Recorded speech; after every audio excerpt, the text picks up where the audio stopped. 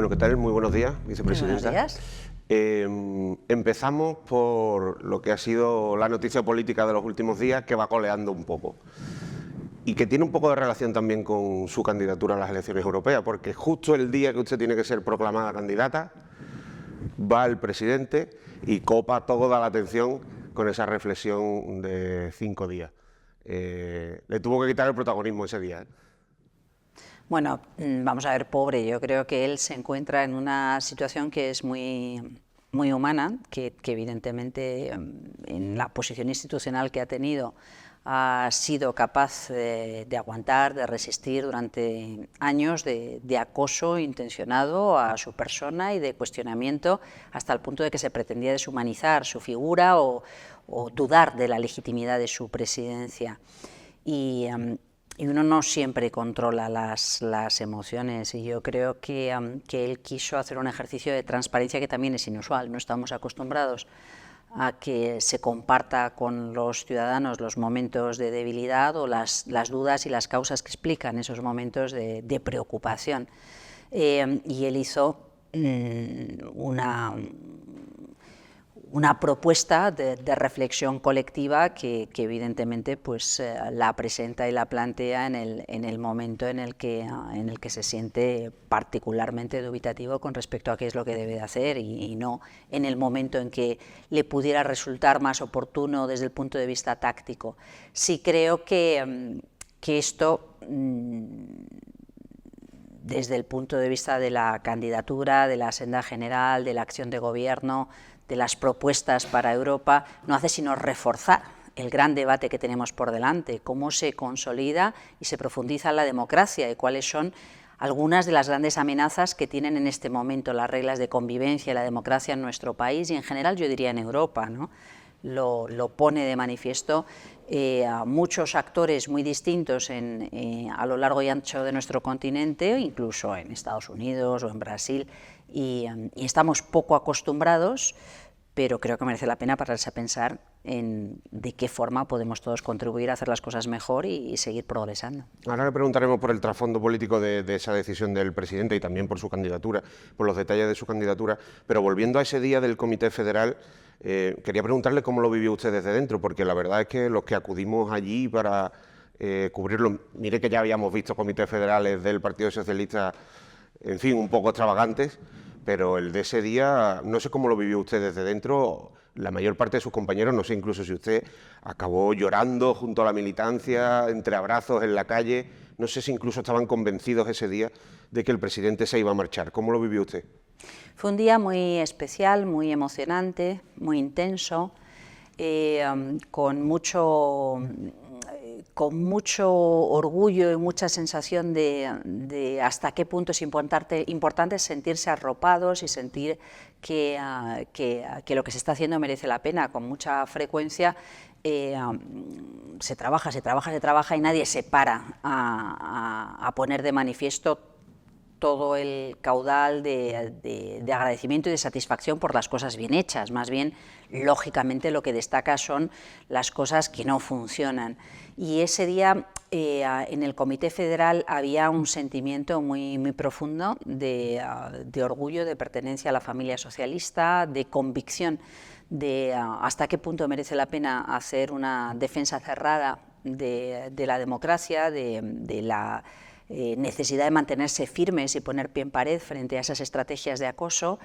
Fue enormemente emotivo el encontrarnos con militantes y con simpatizantes y con gente progresista que no necesariamente tiene una relación o ha votado al Partido Socialista, queriendo expresar en la calle que querían defender la acción de un gobierno progresista frente a la estrategia de bulos y de acoso que hemos estado sufriendo.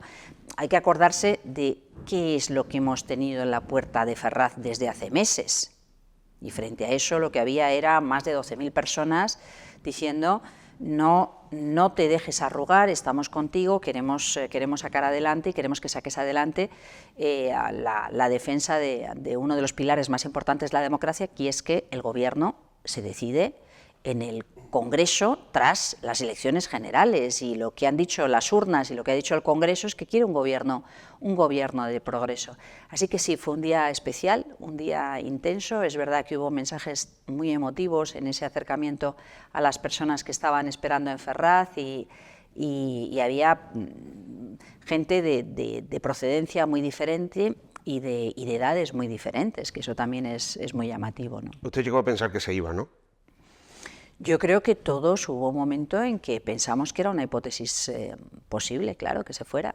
Así se planteó y era evidentemente uno de los escenarios que teníamos por delante. Cuentan algunos dirigentes con los que compartió su decisión apenas unos minutos antes de comunicarla, que una de las primeras cosas que hizo, aparte de explicar buena parte de los argumentos que usted está recordando aquí, fue pedirles disculpas por haber estado 5 días sin dar noticias, teniendo al Gobierno y al Partido Socialista en vilo. Y es algo que ha generado también, no sé si llegar a calificarlo de malestar, pero una cierta incomprensión en el Partido Socialista de cómo una decisión tan importante que atañía a la estabilidad de un gobierno, en este momento además que son excepciones los gobiernos progresistas en Europa, incluso al proyecto político del Partido Socialista, cómo se podía tomar tan en privado y sin interactuar con nadie, ni en el partido ni en el gobierno. Yo quería preguntarle si en el Consejo de Ministros de esta semana el presidente también se expresó en esos términos, un poco pidiendo disculpas por su ausencia, y si usted particularmente también comparte esa inquietud porque haya sido una decisión tan personal y con tan poco contacto con el exterior.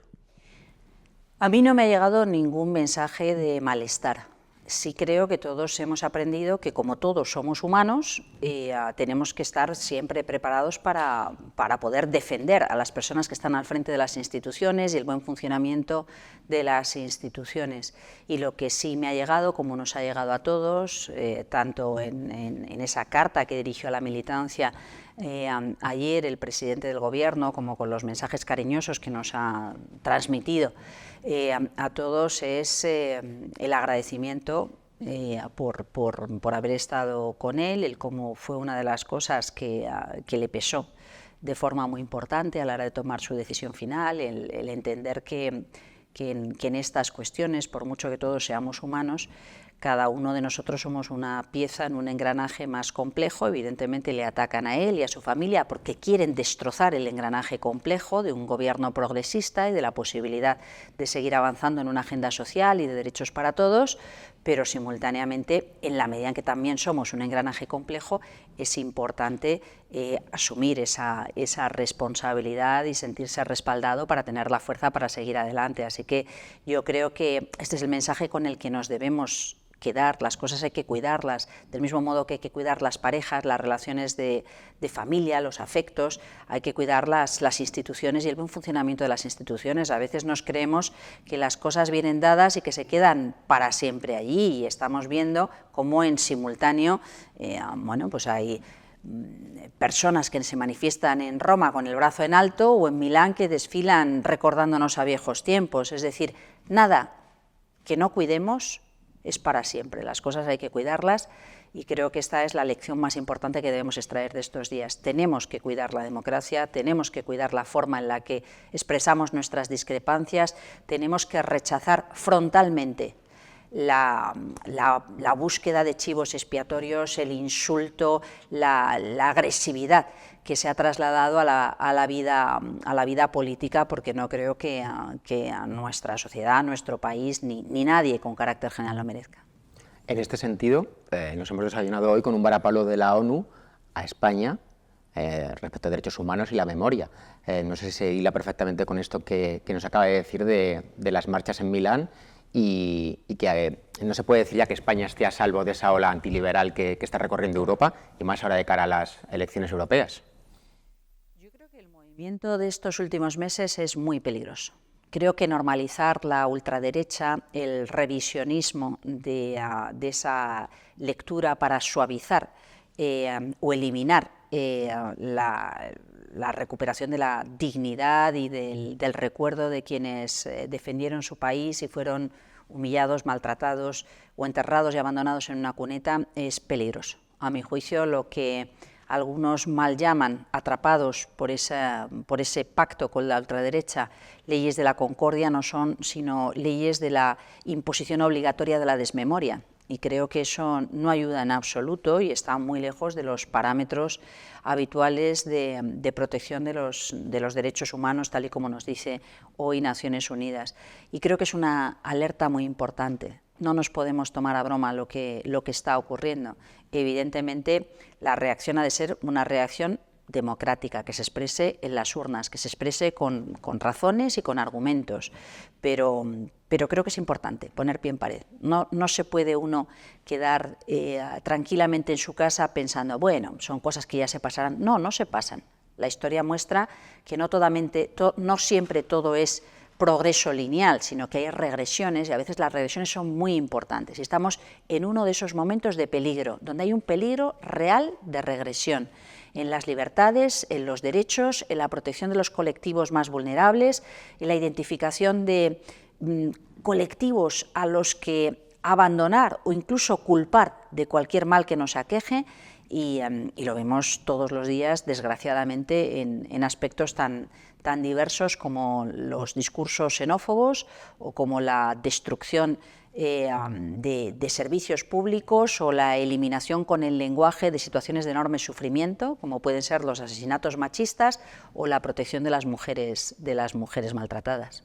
Y sin embargo, la Agenda Verde está sufriendo un fuerte impulso de regresión y además parece una palanca o una herramienta electoral tanto de las posiciones más de ultraderecha, incluso con cierta alianza con la derecha. Yo no sé si esto de poner pies en pared, justamente donde más falta va a hacer es en este tipo de políticas, o si hay temor a que la Agenda Verde se diluya porque es una herramienta electoral potente de la derecha. A mi juicio hay por lo menos tres grandes ámbitos en los que es imprescindible poner pie en pared. El primero es la defensa de las construcciones democráticas. Creo honestamente que están en peligro. Creo que hay una amenaza real de desprecio al funcionamiento de los parlamentos, a la legitimidad de los gobiernos, al ejercicio de las responsabilidades públicas, políticas, que no busca sino cuestionar nuestro funcionamiento democrático. Hay una segunda agenda importantísima que está en peligro, sobre la que también se hace batalla cultural, que son las mujeres. Esa manía persecutoria que a algunos les ha entrado contra las mujeres, la defensa de los derechos de las mujeres, la integridad física de las mujeres o las oportunidades de las mujeres, y de manera torticera, sibilina, retorciendo el lenguaje, buscando expresiones tan violentas y desagradables como calificar los movimientos feministas y de defensa de los derechos de las mujeres como feminazis. ¿De qué estamos hablando? Creo que es enormemente peligroso y que no busca sino devolver a las mujeres a la pata de la cama donde deben estar atadas, salvo que sea para ocuparse del hogar. Y la tercera cuestión, efectivamente, es una agenda verde sobre la que también se vuelca una manía persecutoria, una especie de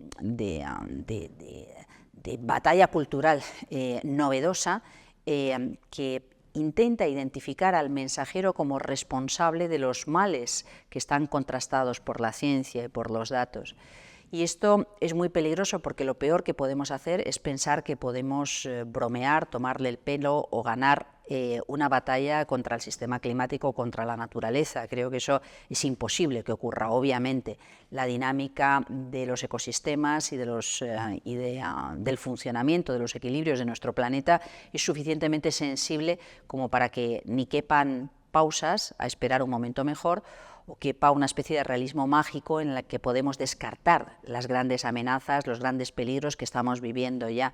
Por eso creo que es importante darle la vuelta e intentar entender cuáles son las razones por las que ese tipo de discurso puede encontrar espacio en la opinión pública. Y a mi juicio, las razones que explican por qué puede encontrar espacio en la opinión pública es por la preocupación, por el miedo a tener que afrontar cambios tan importantes en la manera en la que producimos, en la manera en la que consumimos, sin que sea sencillo abordar esos cambios. ¿Quién se siente amenazado por un cambio en la estructura energética? ¿Quién se siente amenazado por una sequía prolongada que genera falta de agua o el riesgo de desertificación? Y el problema no es la agenda verde, el problema es la falta de agenda verde. Y esto requiere explicación y, por supuesto, puesta al servicio de las instituciones para poder acompañar a esos colectivos que sienten que es un problema y un desafío que no son capaces de abordar solos.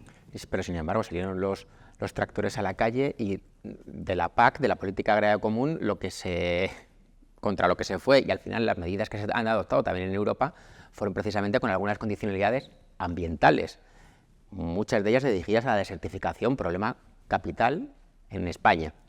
No sé si hace falta mucha pedagogía o si se ha dado un poco la batalla por perdida mientras el ascenso de esas posiciones de batalla cultural.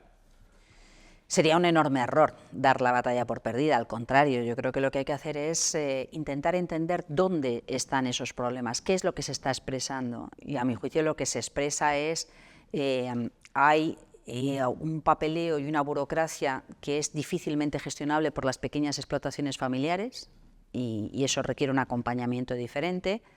Hay una realidad objetiva y es de qué manera puedo garantizar la calidad, la fertilidad del suelo, el acceso a agua, la posibilidad de producir de manera previsible y obtener unas rentas razonables.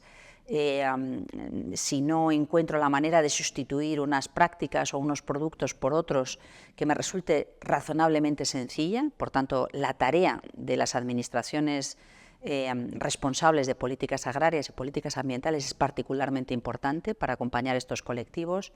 ¿De qué forma podemos asegurar que esta sea una pauta generalizada más allá de nuestras fronteras y cómo podemos acompañar? Y por eso la diplomacia desde el punto de vista europeo es también importante con respecto a la agenda verde, para que no haya una situación de dumping. En otras ocasiones he hablado de dumping industrial, puede haber una situación de dumping, pero yo creo que no nos podemos quedar en esa espuma de la superficie donde algunos han intentado abonar en contra de las políticas verdes, sino reivindicar la importancia de las políticas verdes bien gestionadas. El problema del campo español es la sequía, no la inversión en eficiencia en uso de agua o la digitalización del uso del agua o la implantación de una agenda, una planificación hidráulica compatible con los escenarios climáticos.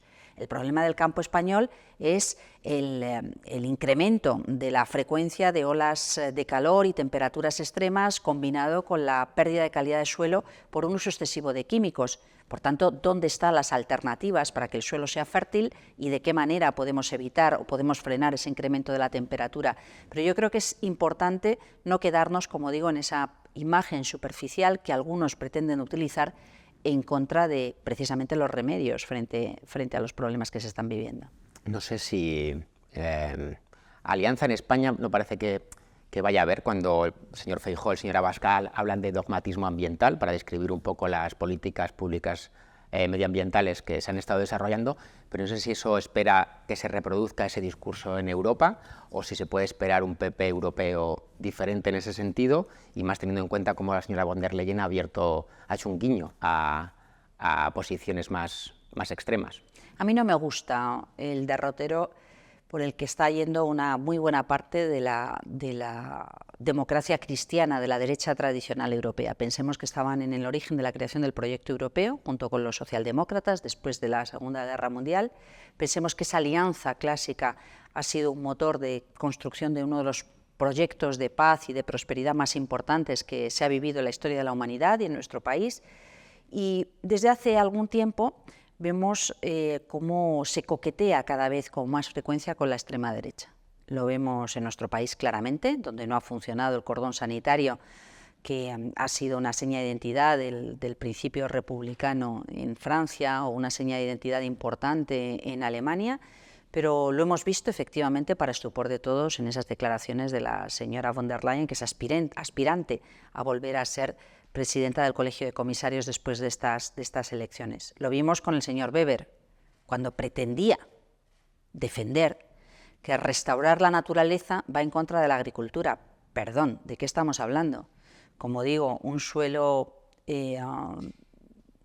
no fértil, una falta de agua, falta de polinizadores, falta de los servicios ecosistémicos hacen inviable, completamente inviable, no cuestionable, no, inviable el desarrollo agrícola. Por tanto, la restauración de ecosistemas debe ser una seña de identidad. De hecho, cuando uno desciende al territorio, Todo el mundo entiende perfectamente que se necesita restaurar el Mar Menor y el ecosistema terrestre que lo circunda, o que se necesita restaurar Doñana y reducir las presiones en el entorno de Doñana para que Doñana sea viable. Por tanto, de esto es de lo que estamos hablando. Si no hay Doñana, no hay fresas. Si hay un Mar Menor contaminado, no hay agricultura que valga ni turismo que valga. Por tanto, yo creo que toda esta perversión en el enfoque con el que el Partido Popular está construyendo cada vez más un discurso parecido a la ultraderecha, negando la realidad y alejándose de los parámetros de mínima solvencia desde el punto de vista científico y académico y técnico, pero de absoluta demagogia desde el punto de vista de la respuesta a los problemas que se requieren, no son buenas noticias. Y creo que este es el debate que se plantea ahora de cara a las elecciones europeas. ¿Pensamos en qué es esto lo que nos queremos encontrar al frente de las instituciones europeas cuando volvamos a tener una crisis, que ojalá no, pero puede volver a ocurrir? ¿Es este planteamiento el que va a resolver los problemas? El buscar chivos expiatorios, el negar la realidad, el mirar para otro lado, el dejar que se contaminen los ecosistemas. Creo que es una barbaridad.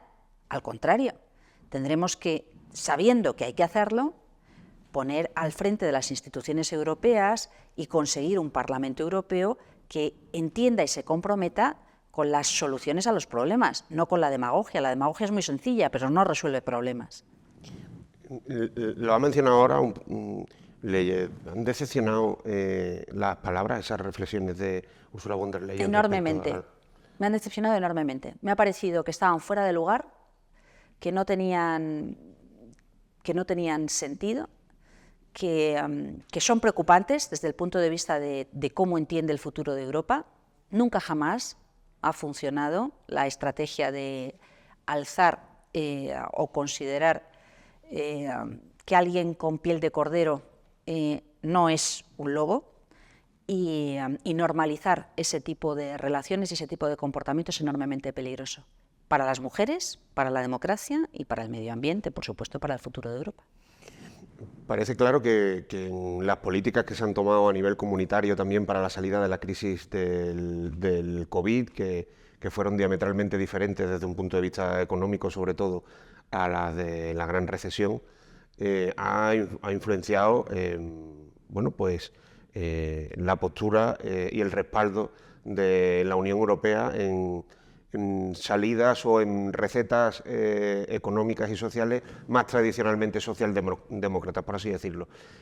¿Hay un riesgo real de que volvamos a una Europa de los recortes?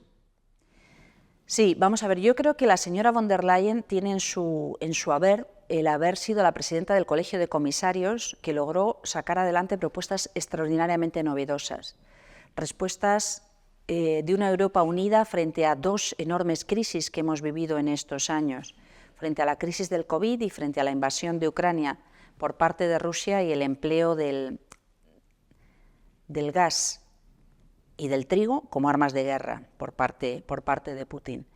Y eso creo que es la senda en la que hay que seguir, porque de hecho una respuesta unida, solidaria, flexible por parte de Europa ha demostrado ser mucho más eficaz que la respuesta anterior.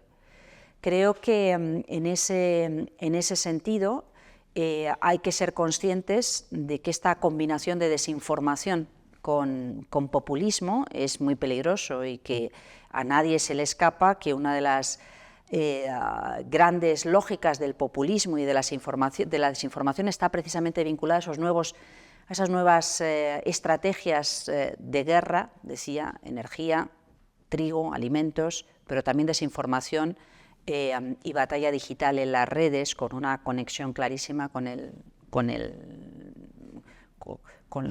una conexión, no sé si decir clarísima, pero desde luego sí, con una apariencia de conexión cada vez más frecuente o dudas con respecto a la posible conexión con Rusia.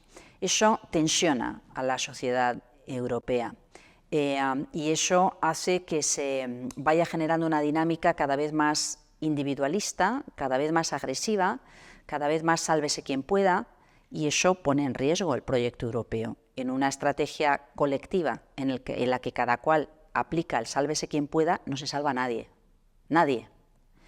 Y esa tentación de considerar que el otro tiene una ventaja gracias a tu sacrificio nos lleva por muy mal camino.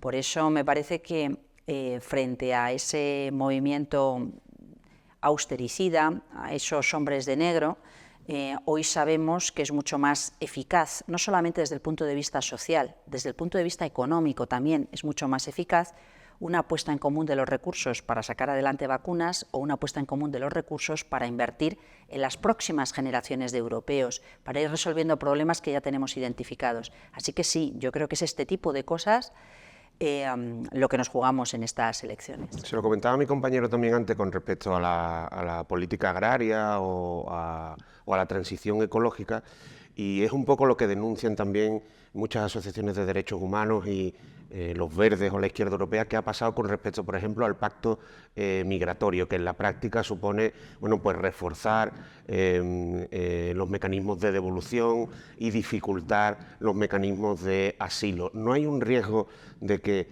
los partidos socialdemócratas también acaben impregnados de un cierto complejo ante la extrema derecha por endurecer posiciones de este tipo? Yo creo que el enfoque no tiene nada que ver. Creo que es muy importante consolidar una diplomacia y acción exterior mucho más responsable y mucho más favorecedora del codesarrollo con el resto de países del mundo y en particular con los países vecinos. No nos puede ser indiferente ni lo que ocurra en Gaza ni lo que ocurra en África, y la combinación de sequía, desertificación, pobreza en el Sahel a lo que lleva es a un incremento de la violencia, del terrorismo y por tanto de los conflictos internos o de los flujos migratorios. Y creo que esto, insisto, solo se resuelve trabajando de una forma mucho más comprometida con nuestros vecinos. Y hay una segunda derivada que también es capital desde el punto de vista doméstico, y es las condiciones, los servicios de acogida y de integración. Europa envejece, Europa cuenta con una presencia muy importante de personas que nacieron o cuyos padres o abuelos nacieron fuera de nuestras fronteras, y el mestizaje, el aprendizaje, la integración es una manera de enriquecernos colectivamente, y esto hay que hacerlo con responsabilidad, y creo que hay que huir de nuevo de ese enfoque belicista y de chivo expiatorio que en algunos contextos se tiene la tentación de reforzar. Ha mencionado Gaza, que es un elemento divisorio ahora mismo dentro de la Unión Europea. Estamos contemplando un genocidio en Gaza y eso nos tiene cegados para otras cosas, ¿o cómo lo ve? Yo creo que lo que estamos contemplando, y no ha sido un mensaje contundente y claro desde el primer día por parte del Gobierno, es una situación absolutamente indecente y a la que hay que poner fin cuanto antes.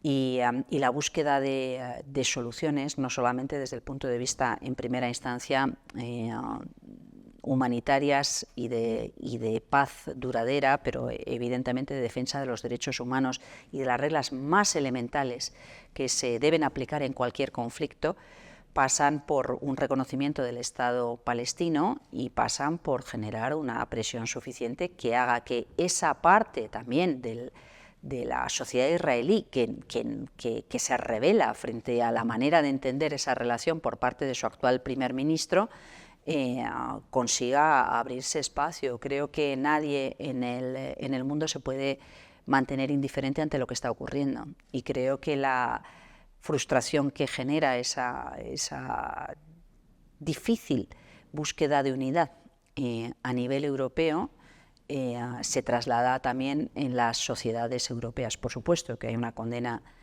total y absoluta a cualquier forma de terrorismo y también a las violentísimas y terribles imágenes que vimos con el asalto de Hamás en un primer momento, pero creo que está muy claro que eso no puede ser utilizado como justificación para convertir la Franja de Gaza en un desierto y condenar a la parte superviviente de la población a una muerte lenta y hacinada en las condiciones infrahumanas en las que se encuentra en este momento. habla de la división de Europa para encontrar una postura común, y el país más pro-israelí del mundo, que es Estados Unidos, sin embargo, sí que está habiendo una protesta por parte de, sobre todo, de universitarios. No sé si eso nos pone un poco enfrente del espejo y incluso nos deja un poco retratados a Europa. A mí me parece que lo que estamos viendo en Estados Unidos es un traslado, un reflejo del sentimiento de impotencia de una muy buena parte de la sociedad, expresada como suele ser habitual en la historia, a través de esa rebelión de los jóvenes universitarios. Y creo que es un toque de atención muy importante para el gobierno de los Estados Unidos, pero evidentemente también para los gobiernos europeos, a los que les está costando más moverse en esa presión, en ese ejercicio de diplomacia firme para parar lo que está ocurriendo.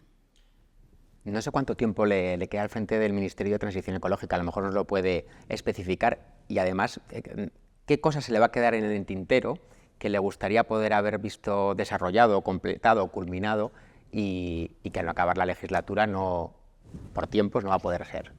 Bueno, hay una cosa que llevo marcada desde hace años, que es no haber visto caer el algarróbico. Yo firmé en su momento un acuerdo con la Junta de Andalucía para repartir la manera en la que las dos administraciones podíamos contribuir al desmantelamiento de ese símbolo de la barbaridad en el litoral y restaurar ese ecosistema, y la verdad es que el embrollo judicial o los embrollos judiciales han impedido que esto pudiera llevarse a la práctica tantos años después, señalando algo capital que viene a cuento en este momento.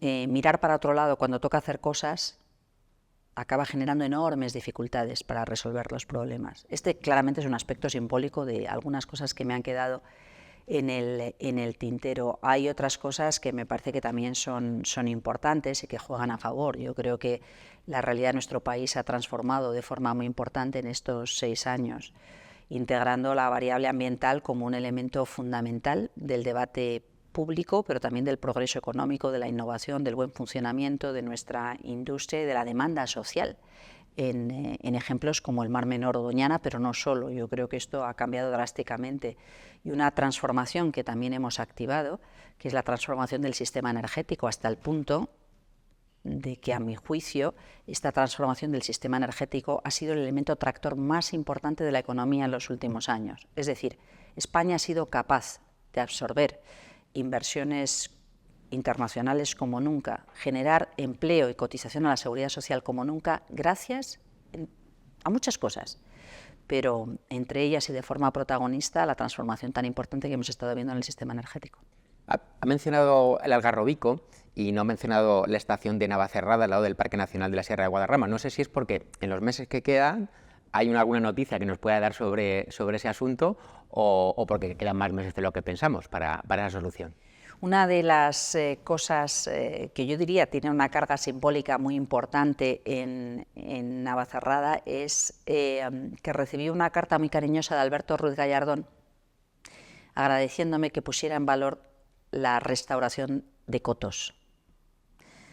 Sobre cotos pesaba una amenaza tremenda de una operación de gran especulación urbanística, y Alberto Ruiz Gallardón consiguió desmontar aquello y desmontar la estación, porque los días de nieve eran tan pocos a lo largo del año que tenía poco sentido mantener la estación abierta una vez se hubieran extinguido las concesiones. En Navacerrada aplica lo mismo. Navacerrada es un símbolo de lo que fue el nacimiento del esquí en España, y los esquiadores profesionales, además con la familia Fernández Ochoa, enormemente querida por todos, y de Cercedilla, las faldas de Navacerrada, y desgraciadamente el número de días al año con nieve pues va cayendo, y la posibilidad de mantener aquello abierto, sobre todo una vez que han terminado las concesiones para esas instalaciones que siguen allí pendientes, o ese aprovechamiento de una concesión de agua, por cierto, del Ayuntamiento de La Granja y no de ningún actor privado, para poder rellenar, que no completar una pista de esquí no tiene sentido, no tiene viabilidad. Bueno, a mi juicio, con cierta irresponsabilidad por su parte, ha habido una contestación fuera de lugar por parte de las dos administraciones autonómicas, pero está en los tribunales el que se acabe de completar todo este proceso, así que esperaremos con paciencia y tranquilidad a que se resuelva tranquilamente. Es una pena porque en realidad nosotros lo que hicimos fue asumir con un compromiso firme de generación de alternativas, de desmantelamiento de las instalaciones en desuso y las infraestructuras que la acompañaban, y, como se hizo en su momento, recuperar para otros usos o invertir en otros usos, incluidas algunas alternativas, yo creo, sumamente interesantes, como un centro de alto rendimiento deportivo de alta montaña que hubiera podido mantener, vivir en esa senda, en esa evolución natural de lo que ha representado Navacerrada durante tantas décadas para los madrileños, en un momento en el que había recurso y había voluntad. Cuando se deja pasar el tren de las oportunidades y los recursos, no siempre vuelve a haber recurso y oportunidad, pero bueno, nosotros confiamos en que haya nuevas oportunidades. Si de usted hubiera dependido, ¿hubiese continuado como vicepresidenta? Bueno, yo tengo la enorme suerte de estar donde creo que debo estar y donde me gusta estar. A mí me parece que esta es la agenda de nuestros tiempos, y me siento enormemente satisfecha de haber podido contribuir durante todo este tiempo. ¿Pero se refiere aquí en el Gobierno? Aquí en el Gobierno, en el Gobierno, pero creo que esta agenda no se resuelve solo en las capitales de los Estados miembros de la Unión Europea. Esta agenda se resuelve en una asociación beneficiosa entre las capitales de la Unión Europea, las ciudades y los territorios, pero también en Bruselas. Así que, como me habrán oído decir muchas veces, a disposición de su partido. Voy a estar donde me digan, con una convicción y una Yo le energía. interpreto que le hubiese gustado quedarse, pero no sé si me quiere corregir. Uy, aquí hay muchas cosas que hacer, pero en Bruselas hay muchísimas. Vale. ¿Va a tomar usted el acta como europarlamentaria en verano? ¿Esperará a la comisión en noviembre?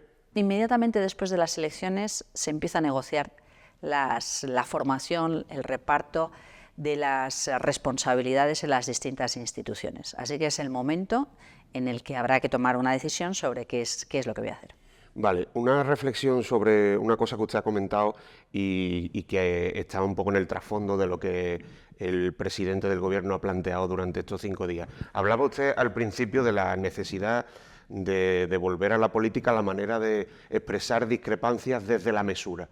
Y durante esta conversación hemos hablado mucho de lo que hay aquí en España, pero lo que se va a encontrar usted también en Europa, sobre ese negacionismo, ya no climático, sino un negacionismo global, sobre la memoria histórica, sobre el cambio climático, sobre la violencia machista, sobre muchas cosas. ¿Cómo se discute políticamente con gente que tiene posiciones que defiende que el cáncer se cura bebiendo lejía, que las vacunas matan o que no existe el cambio climático? ¿Cómo se discute políticamente desde la mesura? ¿Cómo se confrontan estas posiciones? Yo creo que la palabra y las urnas son lo mejor que nos puede ocurrir, y necesitamos ser honestos y que la gente confíe en las personas cuando se expresan en los medios. Por eso es importante reivindicar ese papel de explicación, de pedagogía y de coherencia. Lo importante que es ser coherente cuando uno toma decisiones y las aplica en aquellos casos en los que hay oportunidad de hacerlo. Creo, obviamente, que esto nos pasa prácticamente en cualquier ámbito profesional y de responsabilidad. Y es cierto que es muy importante el que se ofrezca visibilidad a lo que tiene fondo y se desenmascare lo que no tiene fondo. Hace mucho tiempo se planteó un debate en el que poco a poco se fue decantando todo el mundo en la misma dirección, sobre si eran buenos o malos los debates y las tertulias en las que se repartiera papeles entre el defensor de la acción frente al cambio climático frente a quien niega que exista el cambio climático. Pues eso es un absurdo, porque es dar carta de naturaleza y ofrecer una plataforma para expresarse y contaminar a quien juega con no reglas, es decir, a quien no tiene ningún problema en mentir o no utilizar la información que está disponible y al alcance de todos, y por tanto se pervierte el mensaje y los términos del debate público. Yo creo que con esto hay que tener cuidado, no es lo mismo. Uno puede discrepar sobre cuáles son las medidas más correctas, pero no puede negar los datos. Pues me parece que pasa un poco en todas las cuestiones que hemos abierto en esta reflexión, en este rato de conversación. Yo creo que no se puede tratar del mismo modo lo diferente, pero por supuesto no se puede caer en la tentación de encumbrar como si fuera real reflexiones o comentarios que están basados en una mentira. Hay que desenmascarar la mentira, hay que explicar, perdón, pero lo que usted está diciendo, ¿de dónde lo saca? Es mentira. Y sobre esa base me parece que es importante reforzar el apoyo. Hay una segunda parte que se dedica a la acción, es decir, conectar lo que se hace con los beneficios que pueda estar experimentando la gente. Lo hemos visto clarísimamente durante la crisis energética, cómo se ha disparado la demanda de instalación de techos solares, hasta el punto de que las compañías instaladoras no tenían capacidad para responder en tiempo real a la demanda por parte de los ciudadanos. Obviamente la gente entendió perfectamente que había una ventaja competitiva muy importante instalando un techo solar. A saber qué barbaridades hubiéramos oído con respecto a los techos solares en otro momento por parte de estos activistas de la desinformación. O sea que yo creo que es importante explicarse bien sobre la base de datos contrastados y de información real, sin confundir, por tanto, a la gente poniendo al mismo nivel mentiras y verdades, pero segundo, facilitar que la gente disfrute de los beneficios de las cosas que se están haciendo, experimente y pueda conectar ese beneficio, esa oportunidad que se ha abierto con respecto a una determinada actuación. Dos cortas por mi parte. Con respecto a esto que usted ha comentado también y lo que le decía antes del presidente, que ha puesto sobre la mesa la necesidad de combatir activamente los bulos, la difusión de noticias falsas, que tampoco es una cosa que solo ocurra en España, también ocurre a nivel global, lo estamos viendo.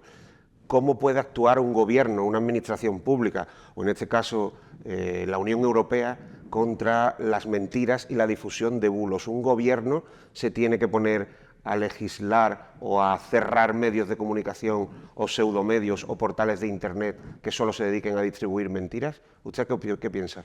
Bueno, este no es un debate sencillo, de hecho hace muchos años que está con nosotros. Yo creo que hace mucho tiempo que está diagnosticado, que la academia misma se ha planteado esa misma preocupación de qué manera se combate la desinformación, la mentira o la polarización utilizando canales que no necesariamente son medios de comunicación clásicos. Y no es tan sencillo, porque si no lo hubiéramos resuelto ya. O sea que yo creo que se trata de abrir esa reflexión sobre cuáles son las mejores medidas, las más eficaces, evidentemente respetando los derechos, las libertades, incluida la libertad de información y la libertad de debate y de reflexión, pero no confundiendo opinión o deseo con información.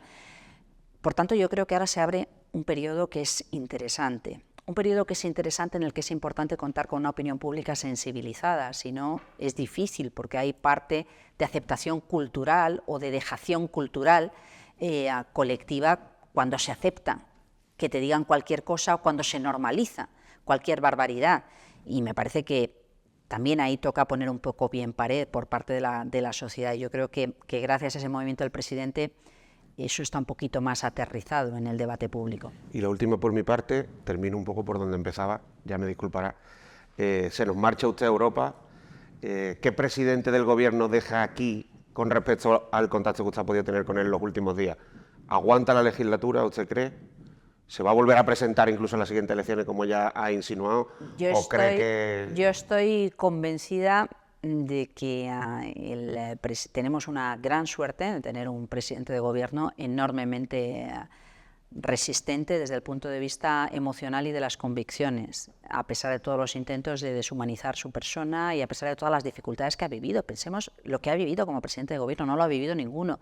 De hecho, tiene una experiencia del servicio público tan denostado por esos mismos que gritan y chillan contra la agenda verde y contra los impuestos, que incluye desde los servicios geológicos que nos permiten saber cómo se está comportando un volcán, a los servicios de salud pública que estaban absolutamente por los suelos, porque habían sido objeto de dejación absoluta durante muchísimo tiempo, los sanitarios que han dado de sí lo que no les tocaba por contrato en los momentos más duros de la pandemia, es decir, él tiene, o los bomberos forestales, en olas de incendios terribles, ¿no? O sea, yo creo que él tiene una percepción y una experiencia del servicio público, de las vulnerabilidades sociales, de la importancia que tiene el mantenerse firmes con el compromiso en las respuestas y en sumar alianzas a nivel europeo, que le hace una persona extraordinariamente valiosa y, por tanto, me ¿Usted parece cree que aguanta? Sí, ahora yo no tengo la menor duda, claro. Ahora ya no tiene la menor duda, hace 5 días no decía lo mismo, ¿eh? Bueno, porque él mismo se expresó. Yo creo que esto es paradójico, pero es muy transparente. A mi juicio, esto que ha hecho es un ejercicio de transparencia. Él podía no haber dicho nada y haberse quedado en su casa pensando. Todo el mundo hubiera podido entender que un día estaba indispuesto y no iba a dar un mitin, y ya está. Y sin embargo, él fue transparente sobre por qué se retiraba de la vida pública y cuáles eran las reflexiones que se estaba planteando. Y ese ejercicio de transparencia y la manera en la que lo interpretamos todos pone de manifiesto que no solamente es legítimo, es creíble. Más allá de que haya quien disfrute insultando, cuestionando y construyendo realidades paralelas en su cabeza que intenta trasladar al resto de la sociedad. Por tanto, yo creo que ese ejercicio de transparencia afortunadamente nos ha permitido a los demás también ponernos a pensar y transmitir un mensaje de vuelta importante.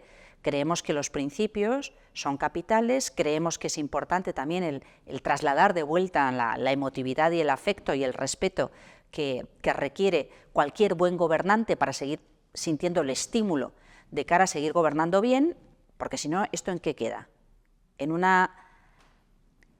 un negocio de canallas cínicos que no les importa nada lo que les ocurra al resto de la sociedad y que se pueden pasear perfectamente, recortar derechos, encontrar botines en el altillo de casa de los suegros que no pierden un voto? ¿De qué estamos hablando? Yo no quiero eso para mi país ni para mis hijas. Y yo creo que esa ha sido la rebelión que hemos vivido estos días. A mí me produce urticaria imaginarme esto. Da igual, que recorte, que deje a los viejitos en las residencias sin atender, que recorte derechos, que reparta prebendas, y da lo mismo.